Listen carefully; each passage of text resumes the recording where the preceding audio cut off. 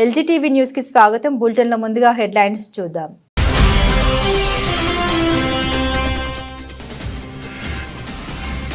ఇంద్రకీలాద్రిపై ప్రారంభమైన శాకంబరి ఉత్సవాలు. హర్తవర్ణంలో శోభిల్లుతున్న ఇంద్రకీలాద్రి.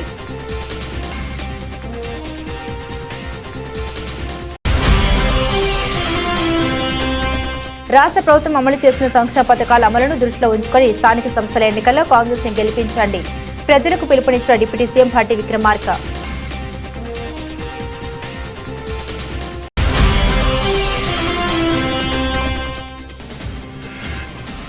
శ్రీశైలం వద్ద కృష్ణమ్మకు జలహారతి ఇచ్చిన సీఎం చంద్రబాబు. 4 గేట్లు ఎత్తి కృష్ణమ్మకు జలహారతి.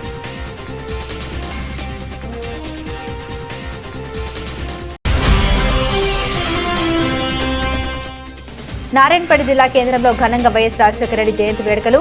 వారి చిత్రపటానికి పూలమాల వేసి నివాళులర్పించిన కాంగ్రెస్ నాయకులు.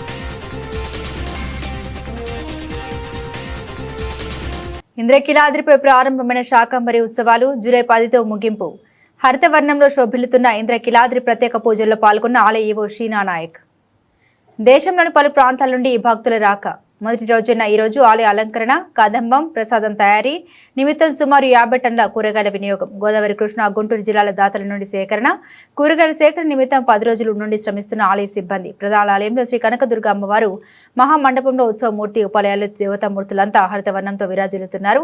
ఉదయం 10 నుండి మధ్యాహ్నం 2 వరకు ప్రత్యేక అంతరాలయ దర్శనం రద్దు, వీధుల కేటాయింపు, దేవాలయ సిబ్బంది సెలవుల రద్దు. ఆషాఢసర సమర్పణ బృందాలు, శాకంబరి దేవి దర్శనం కొరకు వచ్చే భక్తులకు ఇబ్బంది లేకుండా ముందస్తు ఏర్పాట్లు.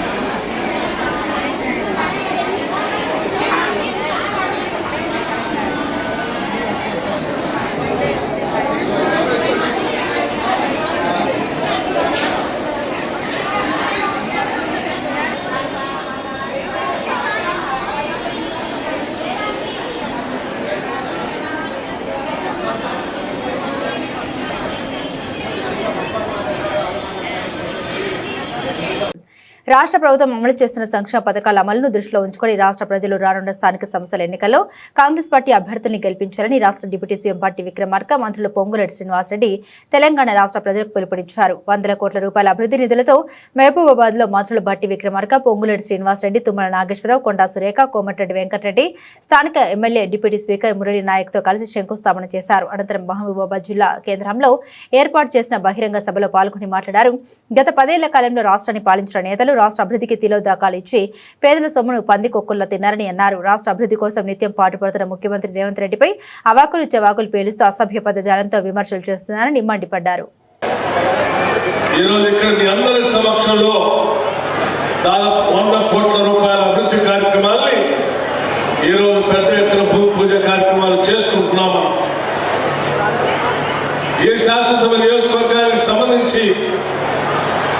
గత 10 సంవత్సరాలు ఆనాటి ప్రభుత్వంలో ఉన్నటువంటి పెద్దలు ఈ ప్రాంత అభివృద్ధి కోసం ఎటువంటి కార్యక్రమాలు చేపట్టలేదు.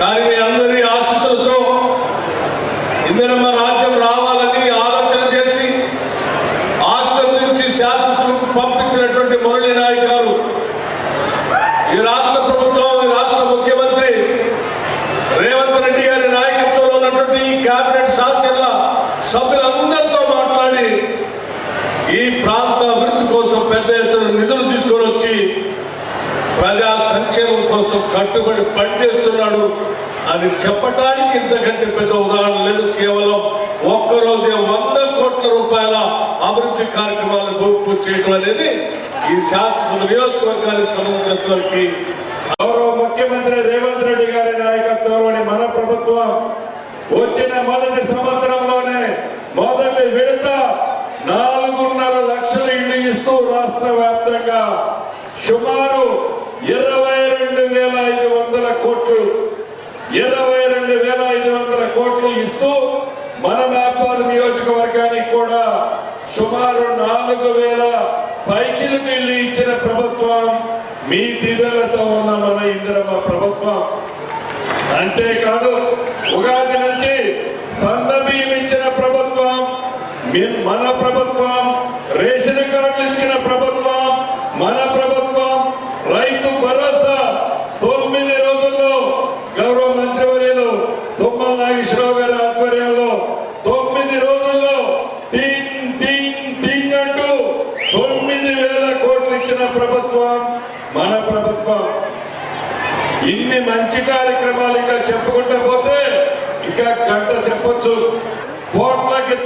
నా జీవితంలో ఇవాళ అత్యంత సంతోషకరమైన రోజు. జూలై తొలి వారంలోనే శ్రీశైలం నిండుకుంటలా మారింది. పైనుండి ఉప్పొంగుతున్న జలాలతో శ్రీశైలం 200 టీఎంసీలతో నిండితే నా హృదయం ఆనందంతో పులకరించిపోయింది. శ్రీశైలం మల్లికార్జున స్వామికి ప్రత్యేక ప్రార్థన చేసి రాయలసీమ రతనాల సీమ కావాలని వేడుకున్నాను. జలాలే మన నిజమైన సంపద అని ప్రవహిస్తేనే రైతు కంట కన్నీరు కాదు, పంట పండుతుంది. అందుకే నేను ఎప్పుడు చెబుతుంటాను, సాగునీటి ప్రాజెక్టుల ఆధునిక దేవాలయాలని. గతంలో ఎంతమంది రాయలసీమను ఎవరు కాపాడలేరని తీర్పు చెప్పిన ఎన్టీఆర్ గారి స్ఫూర్తితో నేను నా వంతు కృషి నిరంతరం కొనసాగిస్తాను. సాగునీటి ప్రాజెక్టుల కోసం 68,000 కోట్లు ఖర్చు చేశాం. పోతిరెడ్డిపాడు, గాలేరు, నగరి, గండికోట ఇలాంటి ఎన్నో ప్రాజెక్టులని మేము పూర్తి రాయలసీమకు జీవ జలాలను అందించామన్నారు. భద్రాచలం పట్టణంలోని శ్రీ సీతారామచంద్ర స్వామి దేవస్థానానికి సంబంధించిన పురుషోత్తపట్నం గ్రామంలో గల భూములు పరిరక్షించేందుకు వెళ్లిన ఈవో రమాదేవి మరియు వారి అర్చకుల సిబ్బందిపై దాడులు చేయడం పట్ల తీవ్ర నిరసన వ్యక్తం చేస్తూ అట్టి దాడుల్ని రాజరాజేశ్వర స్వామి దేవస్థానం ఆలయ ఉద్యోగులు యూనియన్ వేములవాడ తరపున తీవ్రంగా ఖండించడం జరిగింది. భద్రాచలం దేవస్థానానికి చెందిన దేవాదాయ ధర్మాదాయ శాఖ సిబ్బంది మరియు కార్యనిర్వహణాధికారిపై దాడికి కారణమైన వారిని చట్టపరంగా శిక్షించాలని మరియు ఇటు విషయంలో ప్రభుత్వం చొరవ తీసుకుని ఆలయ భూములు కాపాడుకున్నట కోసం ఉద్యోగులకు తోడ్పాటు అందించగలరని కోరారు. ఈ కార్యక్రమంలో ఆలయ యూనియన్ అధ్యక్షులు కూరగాయల శ్రీనివాస్, ఏఈఓలు, పర్యవేక్షకులు, అర్చకులు, ఇంజనీరింగ్ విభాగ సిబ్బంది, వేద పండితులు, ఇతర మినిస్ట్రీల సిబ్బంది పాల్గొన్నారు.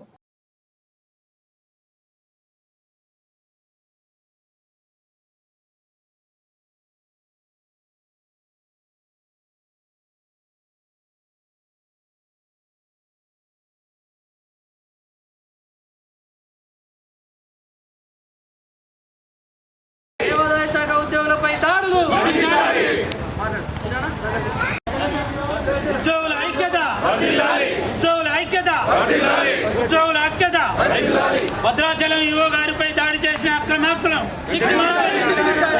భద్రాచలం యువ గారిపై దాడి చేసిన దుర్మార్గులను, దేవుని భూములను కాపాడాలి. వేములవాడ దేవస్థానంలో గతంలో పనిచేసి ట్రాన్స్ఫర్ మీద భద్రాచలం శ్రీ సీతారామచంద్ర స్వామి ఆలయానికి బదిలీపై వెళ్ళినటువంటి ఈవో రమాదేవి గారిపై కొందరు అక్రమార్కులు దాడి చేసినటువంటి సందర్భంలో వేములవాడ దేవస్థానం తరఫున నిరసన కార్యక్రమాన్ని వ్యక్తం చేస్తున్నాం. ధరించి నిరసన వ్యక్తపరుస్తున్నాం. ఇలాంటి దుండగులను వెంటనే కఠినంగా శిక్షించాలని అక్కడి కొడంగల్లో ఇంతవరకు రైతు బంధు పాడని 670 మంది జాబితాతో సహా ప్రెస్ క్లబ్ కు చర్చకు వెళ్తున్నాను. రైతు శ్రేయస్సుకు సంబంధించి ప్రతి అంశం మీద చర్చించడానికి మా పార్టీ నాయకత్వం సిద్ధమై మొత్తం సమాచారంతో సహా ప్రెస్ క్లబ్ కు బయలుదేరుతున్నాం. రేవంత్ రెడ్డి వస్తాడు అనుకుంటే నిన్ననే బయలుదేరి ఢిల్లీకి వెళ్లాడు. మరి చర్చకు ముఖ్యమంత్రి బదులు వ్యవసాయ మంత్రి వస్తాడా, ఉప ముఖ్యమంత్రి వస్తాడా, లేదా ఇంకా ఎవరైనా మంత్రి వస్తారా అని మేము ఎదురు చూస్తూ ఉంటాం. కేటీఆర్ అందుకే నీ మాట మీద నమ్మకం లేదు కాబట్టే మేమే చెప్పినాం, మా పార్టీ తరఫున మేము ప్రెస్ క్లబ్ బుక్ చేస్తాం, ఆ ప్రెస్ క్లబ్కు మీరు రండి, 11 గంటలకు జూలై 8 తారీఖు నాడని చెప్పినాం. చెప్పినట్టుగానే కొడంగల్లో ఎక్కడో కాదు, ముఖ్యమంత్రి గారి సొంత నియోజకవర్గం కొడంగల్లో కూడా ఇంతవరకు రైతు బంధు పడని 670 మంది జాబితాతో సహా, రైతుల జాబితాతో సహా, వాళ్ళ పేర్లు, ఫోన్ నంబర్లు, వాళ్ళ ఇంటి అడ్రస్తో సహా మేము చర్చకు సిద్ధమై బయలుదేరిపోతా ఉన్నాం. అట్లాగే రాష్ట్ర వ్యాప్తంగా మరి జరగని రుణమాఫీ, పడని రైతు బంధు, అదేవిధంగా రాని బోనస్సు, రైతు శ్రేయస్సుకు సంబంధించి ప్రతి అంశం మీద విస్తారంగా చర్చించడానికి మా పార్టీ నాయకత్వం మొత్తం కూడా సిద్ధమై మొత్తం సమాచారంతో సహా, ప్రభుత్వ అధికారిక సమాచారంతో సహా మేము ఇవాళ ప్రెస్ క్లబ్కు బయలుదేరిపోతా ఉన్నాం. ముఖ్యమంత్రి గారు నిన్ననే బయలుదేరి ఢిల్లీ పోయినారంట. మేము అనుకున్నాం వస్తారేమో అనుకున్నాం, ఆయనే ముచ్చటపడి పిలిచిండు కదా వస్తారేమో అనుకున్నాం. రావడం లేదని నేను అనుకుంటా ఉన్నాను, ఎందుకంటే ఢిల్లీలో ఉన్నానని చెప్తున్నారు. మరి వ్యవసాయ మంత్రి గారు వస్తారా, లేదా ఇంకెవరన్నా బాధ్యత గల మంత్రి గారు వస్తారా, లేక ఉప ముఖ్యమంత్రి గారు వస్తారా మాకు తెలియదు. ఎందుకంటే ముఖ్యమంత్రి గారు స్వయంగా విసిరిన సవాల్ కాబట్టి తప్పకుండా వారి ప్రభుత్వం నుంచి ఎవరైనా ఒక బాధ్యత గల వ్యక్తి వస్తారని నేను అనుకుంటా ఉన్నా. మేము పోతాము, అక్కడ ఎదురు చూస్తాం. ఎవరన్నా బాధ్యత గల మంత్రో ఉప ముఖ్యమంత్రో వస్తే వారితో కూడా మాకేం భేషజం లేదు, ముఖ్యమంత్రి రావాలి అని మేమేం అంటలేం. ముఖ్యమంత్రి గారి తరఫున ఒక మంత్రి వచ్చినా వారితో చర్చించడానికి మేము సిద్ధంగా ఉన్నాం. భద్రాద్రి కొత్తగూడెం జిల్లా భద్రాచలం శ్రీ సీతారామచంద్ర స్వామివారి దేవస్థానానికి చెందిన భూముల్లో దేవస్థాన సిబ్బందికి మరియు ఆక్రమణదారులకు మధ్య ఘర్షణతో పాటు తోపులాట చోటు చేసుకుంది. ఈ తోపులాటలో ఆలయ ఈవో రమాదేవి స్పృహ తప్పి పడిపోవడంతో ఆమెను హుటాహుటిన ఆసుపత్రికి తరలించారు.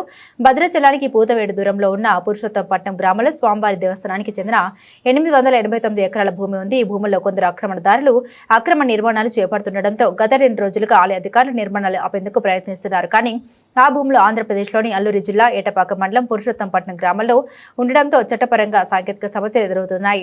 దీన్ని అవకాశంగా తీసుకున్న కబ్జాదారులు ఆలయ అధికారులతో మొండిగా వ్యవహరిస్తూ మాది ఆంధ్ర, మీది తెలంగాణ, మా ప్రాంతంలోకి మీరు రాకూడదంటూ వాదనకు దిగుతూ దౌర్జన్యానికి పాల్పడుతున్నారు.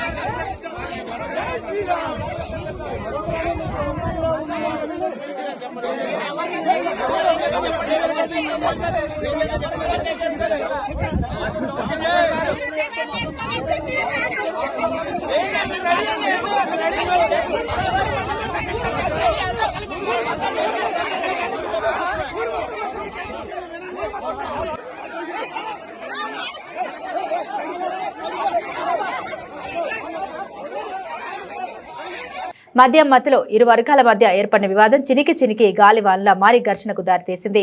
వైద్యశాలలో చికిత్స పొందుతున్న ఓ వర్గంపై మరో వర్గానికి చెందిన వారు దాడికి తెగబడ్డారు. రాడ్లు, కర్రలు, రాళ్లతో పరస్పరం దాడి చేసుకోవడంతో వైద్య సిబ్బంది భయంతో పరుగులు తీసి గదిలోకి వెళ్లి తాళం వేసుకున్నారు. ఈ ఘటన శ్రీకాళహస్తి పట్టణంలో చోటు చేసుకుంది. సోమవారం ఘటనకు సంబంధించిన వీడియోలు సామాజిక మాధ్యమాల్లో వైరల్ గా మారాయి. పోలీసుల కథనం మేరకు ద్రౌపది సమేత ధర్మరాజుల స్వామి అగ్నిగుండ ప్రవేశం సందర్భంగా పట్టణంలోని మచ్చినీళ్ల గుంటలో రోహిత్ కు, ధనుష్ కు, వియ్యంపల్లికి చెందిన భాను, కిరణ్ చరణ్ల మధ్య ఆదివారం రాత్రి వాగ్వివాదం జరిగింది. అర్ధరాత్రి సమయంలో తొట్టంబేడు సబ్ రిజిస్టర్ కార్యాలయ సమీపంలో ఇరు వర్గాల మధ్య ఘర్షణ చోటు చేసుకుంది. ఇందులో రోహిత్, ధనుష్ గాయపడ్డారు. వారిని బంధువులైన సుధాకర్, మునిరాజా ఏరియా ఆసుపత్రికి చేర్చారు. ఈ సమయంలో భాను, కిరణ్ చరణ్ గ్రామానికి చెందిన మరో కొందరితో వైద్యశాల అత్యవసర విభాగంలో చికిత్స పొందుతున్న యువకులు వారి బంధువులపై కర్రలు, రాళ్లతో వారిపై దాడికి పాల్పడ్డారు. దాడిలో 3 సైతం గాయపడగా వారు తిరిగి రాళ్లు రువ్వడంతో అక్కడి నుండి పారిపోయారు.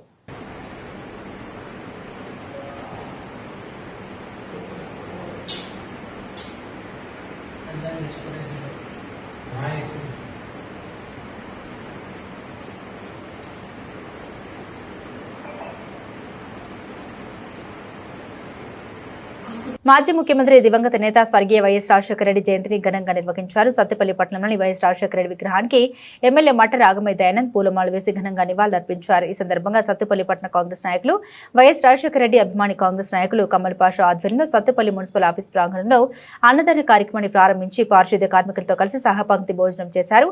పారిశుద్ధ్య కార్మికులతో కాసేపు సరదాగా వారితో గడుపుతూ వారి సమస్యలు అడిగి తెలుసుకున్నారు. పారిశుద్ధ్య కార్మికులు రోజు చేసే శ్రమ వల్లే మనం అందరం పట్టణంలో ఆరోగ్యంగా పరిశుభ్రంగా ఉండగలుగుతున్నామని, మనం ఎవరం నిద్ర లేవక ముందే పారిశుద్ధ్య కార్మికులు తెల్లవారుజాము నుండే వారి పనులు మొదలు పెడతారని తెలిపారు. ఈ సందర్భంగా వారి జీత భత్యాలు పెరిగే విధంగా తగు ప్రణాళిక చర్యలు తీసుకుంటామని కార్మికులకు భరోసా అందించారు.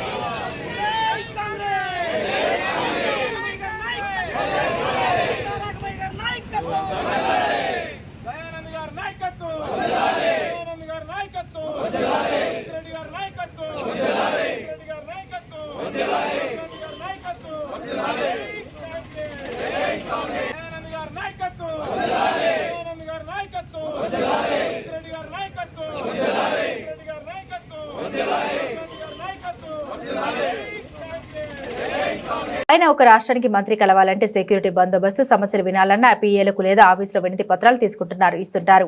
ఇది మనం చూస్తున్న గత మంత్రుల దగ్గర సామాన్యుల పరిస్థితి. కానీ నేడు గెలిచిన మొదటిసారి మంత్రి కావడం మంత్రి శ్రీహరి తన నియోజకవర్గంలోని ప్రజల సమస్యలు తెలుసుకోవడానికి తన ఆఫీస్కి వచ్చిన ప్రజల దగ్గరికి మంత్రి శ్రీహరి దగ్గరుండి వారి సమస్యలు వింటూ వారి సమస్యలకు పరిష్కారం చూపుతున్నారు.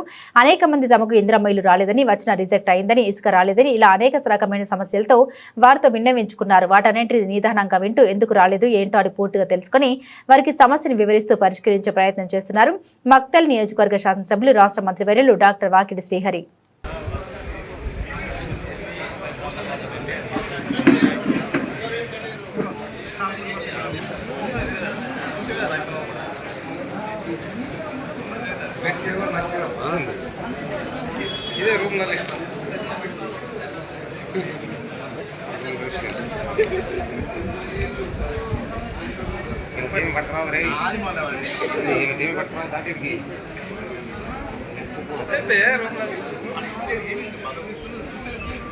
అదే కదా సంతకాలు పెట్టి అందరం బస్సుకి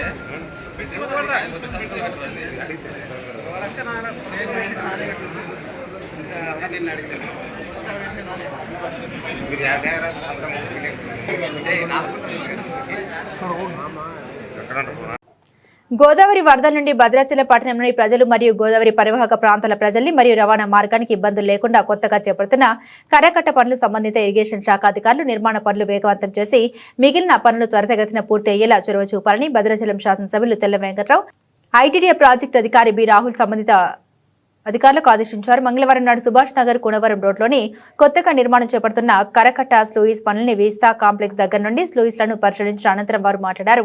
భద్రాచలం గోదావరి వరదలు క్రమేపీ హెచ్చుతగ్గులతో ప్రవహిస్తున్నందున ముందుగానే ఇరిగేషన్ అధికారులు అప్రమత్తంగా ఉండి అన్ని జాగ్రత్తలు తీసుకోవాలని, అధిక వర్షాల వల్ల భద్రాచలంలోని సీతారామచంద్రస్వామి దేవస్థాన పరిసరాలు, అన్నదాన సత్రం పరిసరాలు, పట్టణంలోని డ్రైనేజీలో అధిక వర్షాలు కురిసినప్పుడు డ్రైనేజీలు నిండిపోయి వరద నీరు రోడ్డుపైకి రాకుండా ముందస్తుగా రక్షణ చర్యలు చేపట్టాలని, విస్తా కాంప్లెక్స్ దగ్గర ఉన్న స్లూయిస్ పాయింట్ దగ్గర ఏర్పాటు చేసిన 50 HP మోటార్లు, 5250 HP మోటార్లు 4 సక్రమంగా పనిచేసే విధంగా ఎప్పటికప్పుడు పరిశీలిస్తూ ఉండాలని తెలిపారు.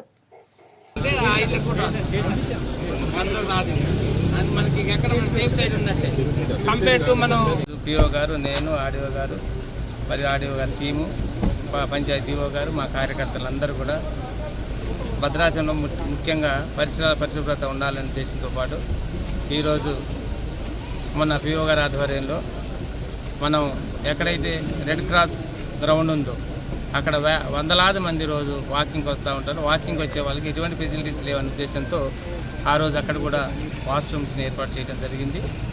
దానికి ప్రత్యేకంగా స్పెషల్ ఆఫీసర్గా ఉన్న పిఓ గారికి మరియు ఐటీడీఏ పిఓ గారికి ఆయన భద్రాచలాన్ని ముందుకు తీసుకెళ్ళడం చేస్తున్నారు. ఆయనకి ధన్యవాదాలు తెలుపుకుంటూ ఈరోజు కూడా అలానే మన శ్రీ సీతారామ క్లబ్లో ఈరోజు ఆఫీసర్ క్లబ్లో కూడా వాష్రూమ్స్ లేవండి. అక్కడ కూడా ఫిమేల్ మేల్ రెండు కూడా వాష్రూమ్స్ ఓపెన్ చేయడం జరిగింది.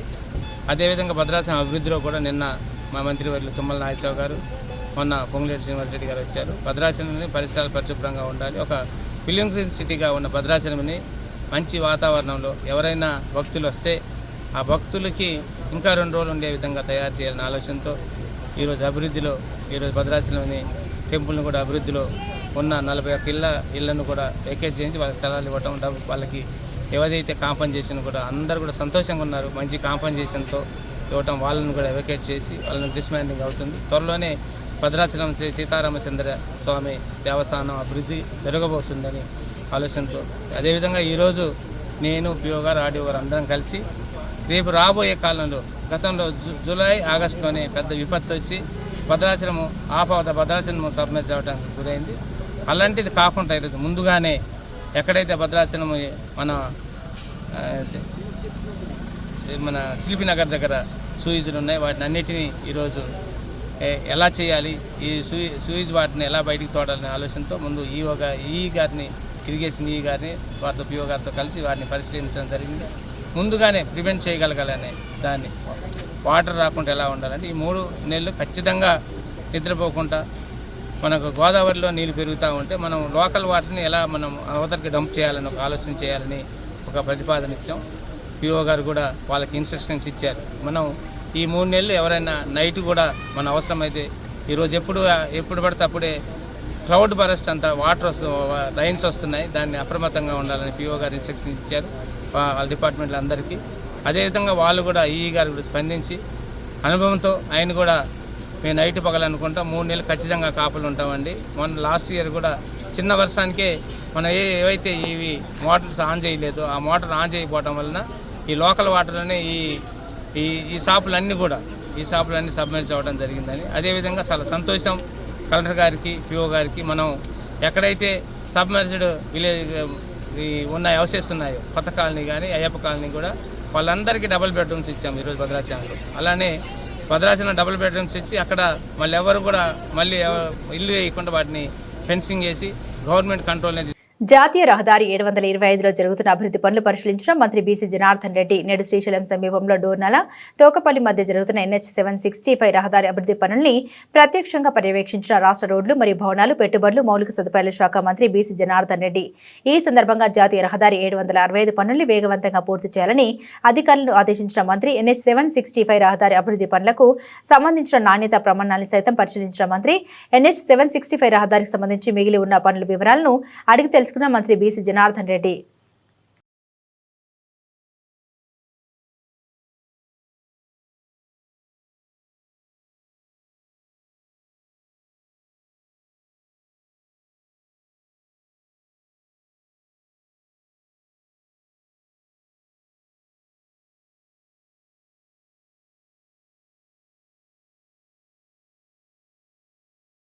విద్యా ఆలయాలు తిరిగి ప్రారంభమైన దగ్గర నుండి డ్రోన్ కెమెరాల నీడలో డేగా కన్నుతో నిశ్చితంగా పరిశీలిస్తూ ఎవరైనా అల్లరి మూకలు ఆకతాయి చేష్టలకు పాల్పడితే వారిపై కొరడా జల్పించేందుకు పటిష్ట చర్యలు చేపట్టారు. అందులో భాగంగా ఈ రోజు జిల్లా SP Shri are Gangadhar Rao IPS గారి ఆదేశాల మేరకు మచిలీపట్నం పోలీస్ స్టేషన్ పరిధిలోని lady ఆంథిల్ government college, Chaitanya college, Nobel college మరియు రైల్వే స్టేషన్ల పరిధిలో ఈ టీజింగ్ పాల్పడుతున్న 15 మంది యువకులను అదుపులోకి తీసుకుని పోలీస్ స్టేషన్ వద్దకు తీసుకెళ్లి వారి తల్లిదండ్రుల సమక్షంలో కౌన్సిలింగ్ నిర్వహించి జరిమానా విధించారు. ఇకపై ఇలాంటి చర్యలకు పాల్పడితే చట్ట ప్రకారం కఠిన చర్యలు తీసుకుంటామని హెచ్చరికలు జారీ చేశారు.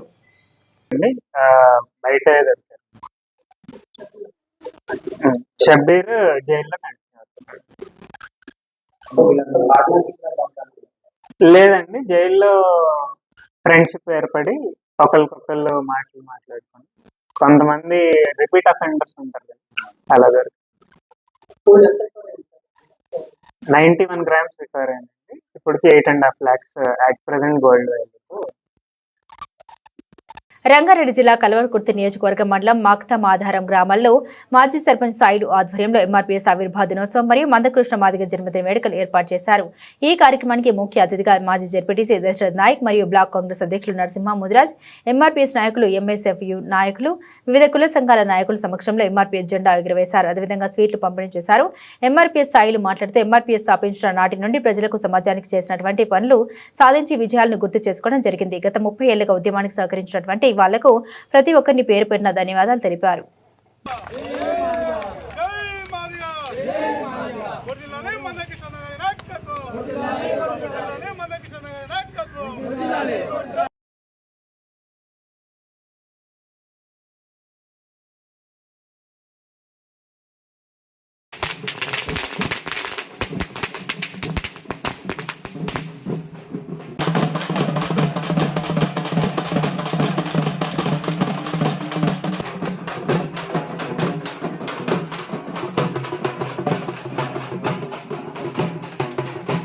ఎల్బీ నగర్లోని శ్రీ ప్రసన్న ఆంజనేయ స్వామి దేవాలయ నూతన ధర్మకర్తల ప్రమాణ స్వీకారోత్సవ కార్యక్రమానికి టీపీసీసీ ప్రచార కమిటీ చైర్మన్ మాజీ ఎంపీ మది యాష్కి గౌడ్ గారు, state finance corporation chairman Shri Sircilla Rajaiah గారు హాజరయ్యారు.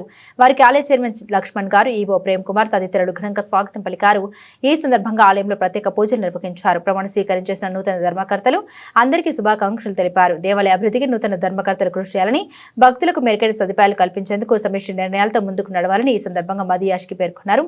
ప్రభుత్వం తరపున, దేవాదాయ శాఖ తరపున ఎలాంటి సహాయ సహకారాలు అవసరం ఉన్నా తాను అండగా ఉండి అభివృద్ధికి కృషి చేస్తామని సూచించారు.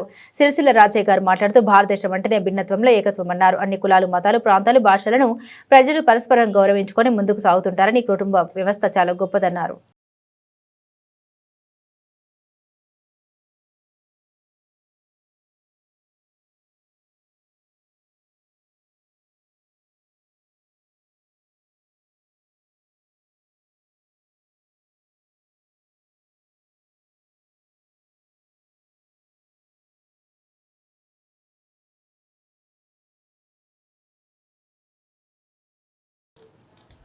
Number 13. పవిత్ర పుణ్యక్షేత్రం భద్రాచలం దేవస్థానం ఆలయ భూముల పరిరక్షణలో కీలక పరిణామం చోటు చేసుకుంది. భద్రాచలం శ్రీ సీతారామచంద్ర స్వామివారి దేవస్థానం ఏవో రమాదేవిపై పురుషోత్తంపట్నం గ్రామస్తులు వాళ్ళ దాడికి పాల్పడ్డారు. అయితే ఆలయ భూములు అన్యాక్రాంతం అవుతున్నాయని ఆక్రమణ అడ్డుకున్న పాపానికి ఆమెపై ఊకుమ్మడిగా దాడి చేసినట్లుగా తెలుస్తోంది. అయితే విషయం తెలుసుకున్న ఆలయ సిబ్బంది పురుషోత్తంపట్నంకు వెళ్లగా ఇరు పక్షుల మధ్య ఘర్షణ చోటు చేసుకుంది. ఇందుకు సంబంధించి మరింత సమాచారం తెలియాల్సి ఉంది. అయితే ముగ్గురు మంత్రులు ఉన్న ఉమ్మడి జిల్లాలో ఓ ప్రభుత్వ ఉద్యోగిపై దాడి జరగడం సంచలనంగా మారింది. దాడిలో ఆలయ ఈ రమాదేవి తక్షణమే ఆమెని ఒక ప్రైవేట్ ఆసుపత్రికి తరలించడం జరిగింది.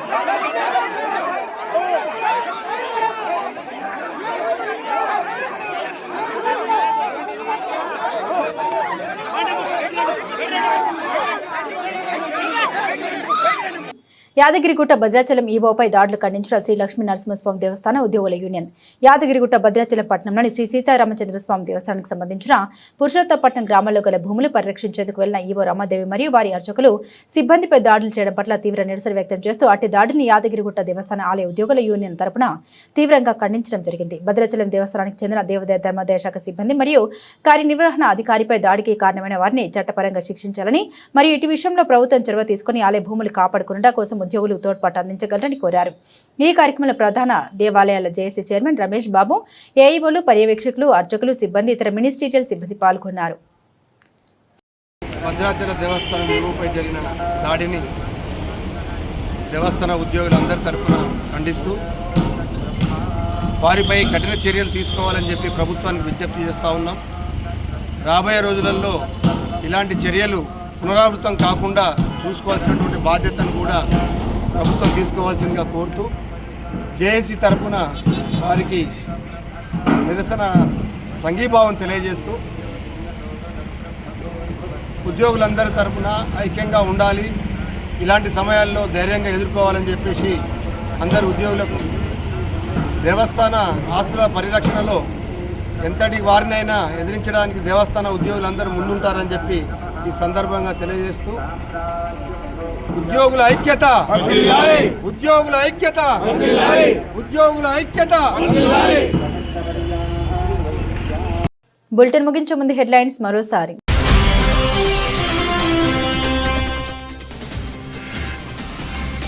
ఇంద్రకీలాద్రిపై ప్రారంభమైన శాకంబరి ఉత్సవాలు, హర్తవర్ణంలో శోభిల్లుతున్న ఇంద్రకీలాద్రి.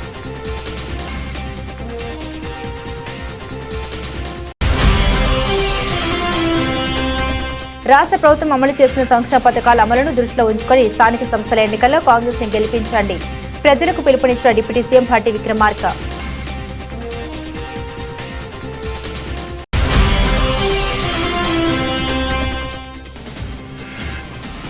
శ్రీశైలం వద్ద కృష్ణమ్మకు జలహారతి ఇచ్చిన సీఎం చంద్రబాబు, 4 గేట్లు ఎత్తి కృష్ణమ్మకు జలహారతి.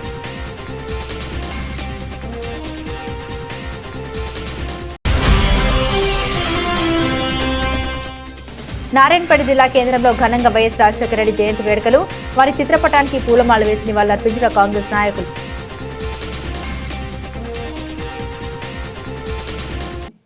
ఇవి బులెటిన్లోని విశేషాలు. తిరిగి మరో బులెటిన్తో మళ్ళీ కలుసుకుందాం. అంతవరకు సెలవు. నమస్కారం.